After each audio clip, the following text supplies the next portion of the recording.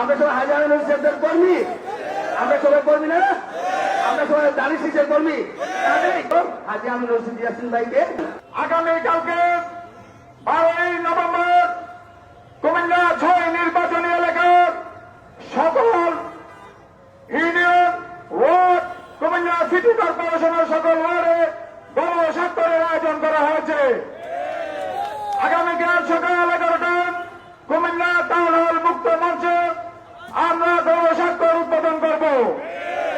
আগামী 13 তারিখ আমরা যারা বিগত 17 বছর ফ্যাসিস্ট আওয়ামী বিরোধী আন্দোলন করে মামলা হামলা শিকার হয়েছে, জেল জুলুম কেটেছে, আমাদের পাশে ছিল আমাদের প্রিয় নেতা হাজি আমির রশিদ আছে।